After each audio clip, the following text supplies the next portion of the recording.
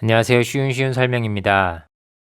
이번 영상에서는 기준금리와 채권 가격, 채권 금리의 관계에 대해서 알아보겠습니다. 그럼 바로 시작하겠습니다. 먼저 내용 요약입니다. 기준금리가 낮아지면 채권 가격이 높아지고 채권 금리는 낮아집니다. 채권 가격이 높아진다는 말과 채권 금리가 낮아진다는 말은 같은 말입니다. 같은 말을 다른 방식으로 표현한 것일 뿐입니다. 그럼 내용으로 들어가겠습니다. 먼저 채권과 관련된 용어부터 정리하고 시작하겠습니다. 채권 발행 가격, 채권 액면 가격은 채권 종이에 적혀 있는 가격으로 채권이 처음에 팔릴 때의 가격을 뜻합니다. 다음으로 채권 가격, 채권 시장 가격, 채권 유통 가격은 채권이 채권 시장에서 사고 팔릴 때 그때그때의 가격을 뜻합니다. 다음으로 채권 발행 금리, 채권 액면 금리, 채권 표면 금리는 채권 종이에 적혀 있는 금리를 뜻합니다. 다음으로 채권 금리, 채권 시장 금리, 채권 유통 금리, 채권 수익률, 채권 할인율, 채권 내부 수익률, 채권 만기 수익률은 채권이 채권 시장에서 사고 팔릴 때 그때그때의 수익률을 뜻합니다. 다음으로 기준금리와 채권 가격의 관계를 알아보겠습니다. 정부가 2020년 1월 1일에 채권을 발행했다고 하겠습니다. 이때의 기준금리는 20%, 은행 예금금리도 20%였다고 하겠습니다. 채권에는 이렇게 써 있었습니다. 발행 가격 100만원, 발행 금리 20%, 발행일 2020년 1월 1일, 만기일 2021년 1월 1일.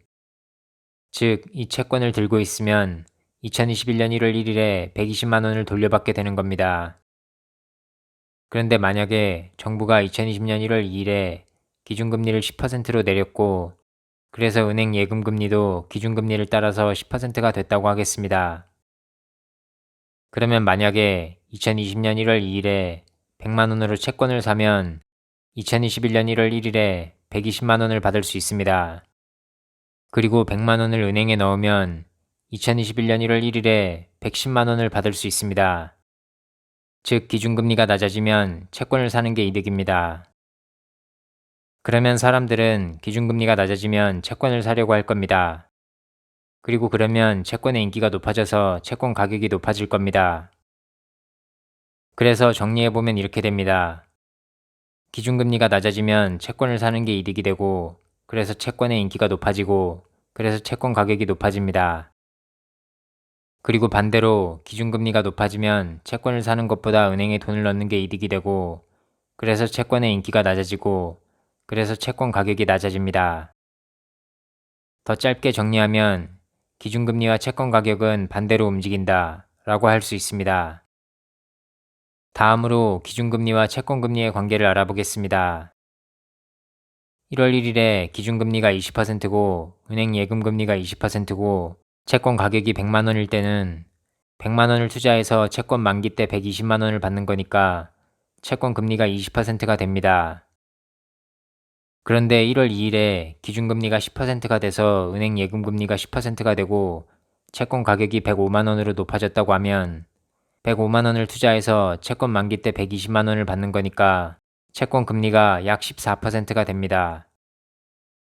이걸 통해서 채권 가격이 높아지면 채권 금리가 낮아진다는 걸 알 수 있습니다. 정확히 말하면 채권 가격이 높아지는 것과 채권 금리가 낮아지는 건 같은 현상이라는 걸 알 수 있습니다. 그래서 이제까지 얘기한 걸 아주 짧게 정리하면 이렇습니다. 기준금리가 낮아지면 채권 가격이 높아집니다. 그리고 그 말은 곧 채권 금리가 낮아진다는 말과 같습니다. 반대로 기준금리가 높아지면 채권 가격이 낮아집니다. 그리고 그 말은 곧 채권 금리가 높아진다는 말과 같습니다. 참고로 예외도 있다고 합니다. 환율이나 여러 요인에 의해서 기준금리가 낮아졌을 때 채권 가격이 낮아지는 경우도 있다고 합니다. 이번 영상은 여기까지입니다. 혹시 질문이 있으면 댓글을 남겨주시기 바랍니다. 그럼 마치겠습니다. 안녕히 계세요.